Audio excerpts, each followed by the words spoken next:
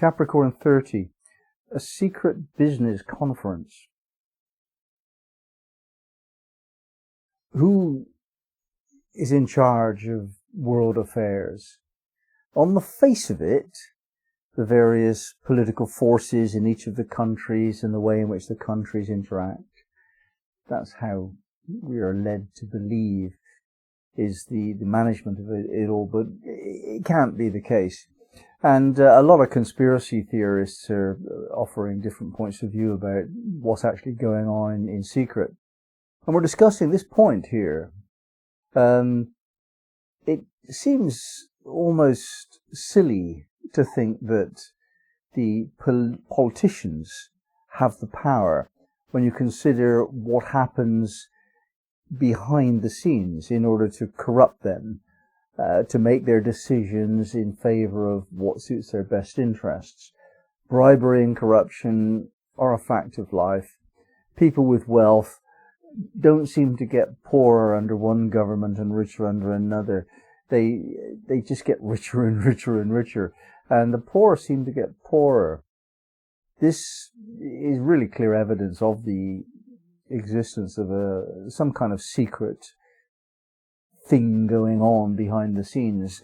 Now, it doesn't really matter to us whether those are of our species or aliens or lizards or simply very rich people without any social conscience. It doesn't matter. It really doesn't matter. The facts seem really clear to be the case that we have no democratic processes at all. The rich are in power. So we have to deal with that. Because they have actually claimed the high ground, figuratively speaking, they can see what we cannot. They've got information sources that we don't have. They know what latest technology can actually do. They know what movements are taking place in different countries, political movements, social movements, economic movements. They're aware of all of this, and they know how to process this information very accurately and informatively. They don't get surprised, and so they're in charge. They may not know what's coming, but as they say, in the kingdom of the blind, the one-eyed man is king.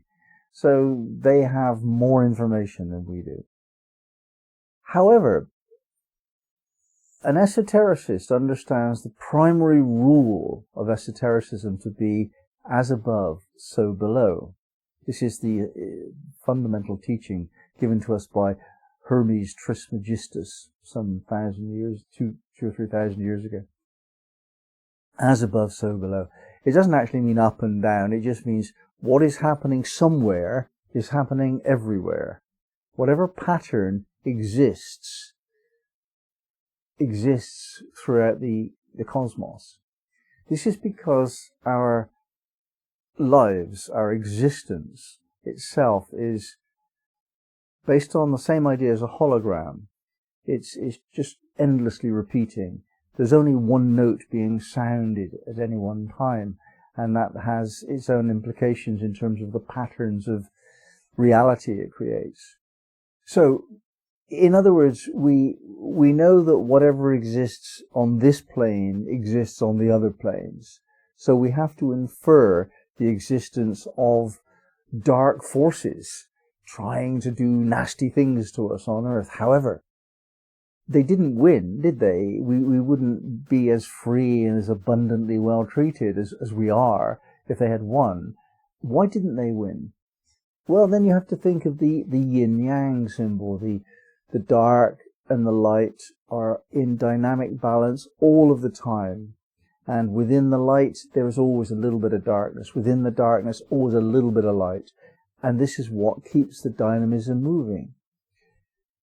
It's never going to end. That's reality. That's life itself. That's existence. That is duality. That's what duality does. If one of those, the light or the dark or the light, one of those won, then the game is over. And it cannot end if it's life and we don't know that there is permanent death.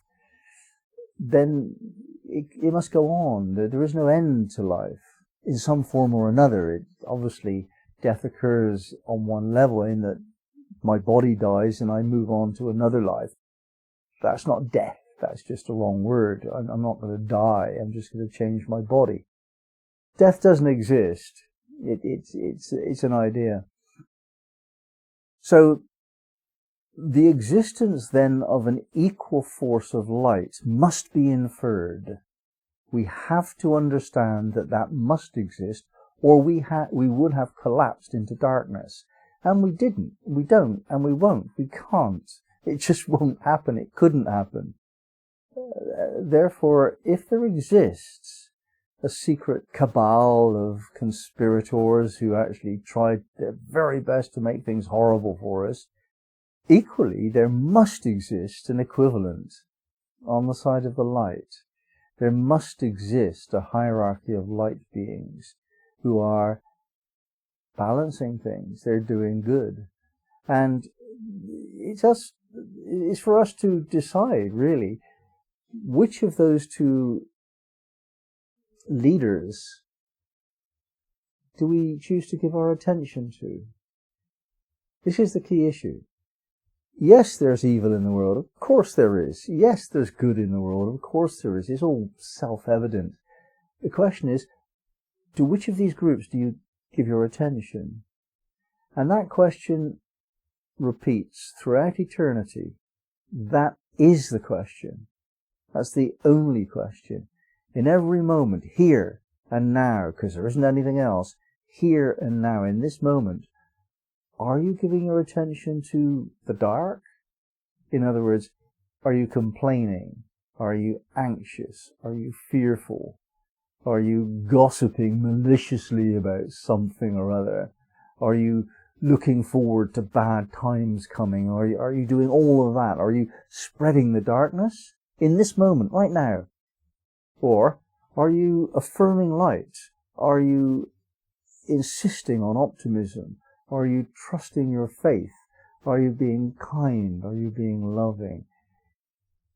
There it is. Whatever's going on elsewhere, it's not here and now.